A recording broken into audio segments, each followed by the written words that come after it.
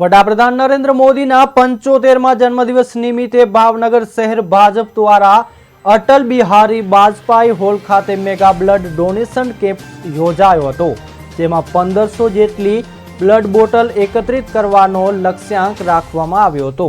આ પ્રસંગે છેલ્લા 30 વર્ષથી રક્તદાન કરતા ધીમંત પારેખે પોતાનું 130મું રક્તદાન કર્યું હતું। તેમણે જણાવ્યું કે એક બોટલ રક્તથી 3 જીવન બચી શકે છે, જેમાં મહિલાઓ અને અકસ્માત પીડિતોનો સમાવેશ થાય છે।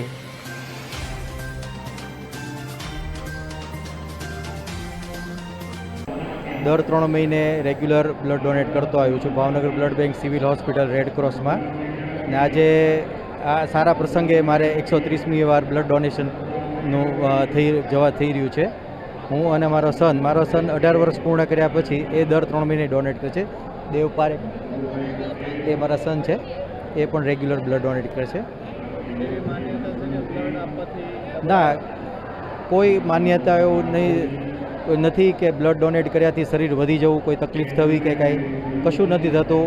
હું આપની સામે જ છું, રૂબરૂ જ તે મારે કોઈ જાતની બીપી ડાયાબિટીસ કોઈ તકલીફ નથી। આપણે એકવાર બ્લડ ડોનેટ કર્યા પછી મિનિમમ 3 વ્યક્તિને હેલ્પફુલ થઈ શકીએ છીએ। આજના સમયમાં લોકો પરિવહનમાં દોડતા હોય, એક્સિડન્ટ કેસીસ અથવા પ્રેગ્નન્સીમાં કોઈ પણ રીતે બ્લડની ખૂબ જરૂરિયાત પડતી હોય છે, તો આ એક ઉદાહરણરૂપ બધા સર્વે બ્લડ ડોનેટ કરીને બીજાને મદદ થવા વિનંતી।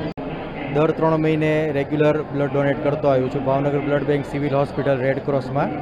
ને આજે આ સારા પ્રસંગે મારે 130મી વાર બ્લડ ડોનેશનનું